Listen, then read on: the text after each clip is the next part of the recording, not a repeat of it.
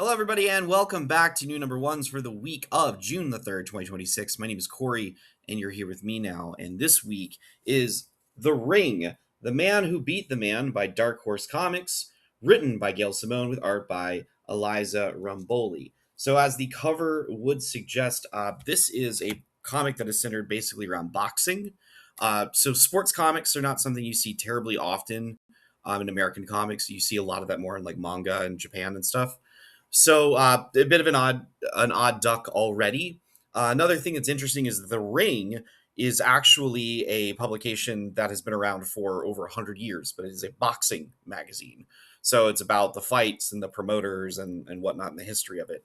So this comic is done in conjunction with that publication already. So that being in mind, I guess we'll just kind of get into it. So I'm a big fan of Gail Simone. I've been a fan of Gail's work for quite the long time.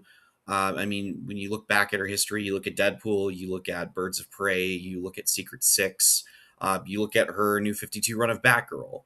So Gail is somebody who is a very seasoned professional. She knows what she's doing. I'm not familiar with the art style of Elisa Romboli or Elisa Romboli. I probably want to say it's Elisa based off the pronunciation. I probably should have checked that beforehand, and I apologize for not doing so. Regardless, when we look at new number ones, we look at a couple of different factors. One, are our main characters established? Two, is our world established? And three, is there enough meat on the bone to kind of keep this going that you want to pick up and read issue 2, 3, and beyond? So let's assess it. The story is kind of split in half. It feels a little more like an anthology. Like this is a comic about the world of boxing as opposed to just one person. So our first half of the story is centered around a boxer named Marcus King, who used to be a contender and is now in the process of working his way back up the ranks. And on the other end, you have a seasoned sports writer, boxing writer, who is getting paired up with a much younger woman who specializes in social media. And that,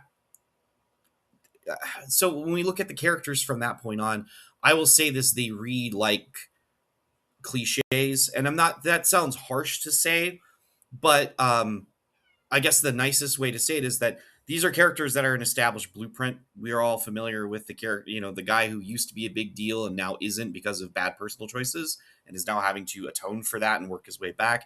And then we also know the generational divide between the seasoned veteran who knows everything and the young, plucky upstart who might have something that they can teach them.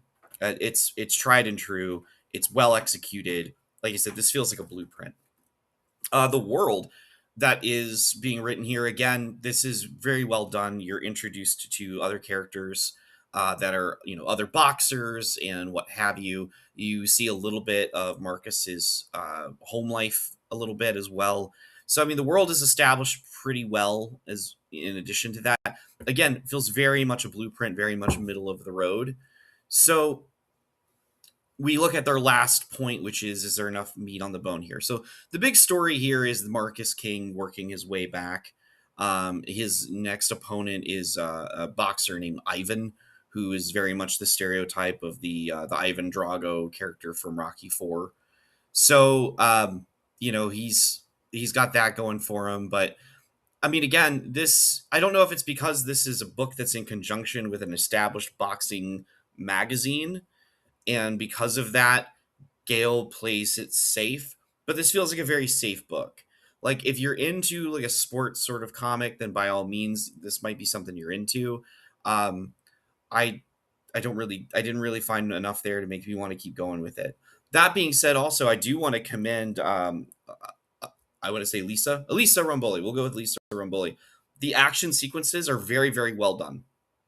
That is a very big strength this book does have, is that they found a really great artist for this style of book. So, props to them on that.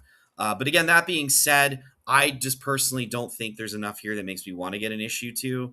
So this probably won't be it for me. Most of the ratings that I've seen online for this book have it at about a 3 out of 5, and I say that that's where it should be. This is very much established path. This is a well-worn trail. So if you're into it, read it. If you're not, then I think you're safe to skip it.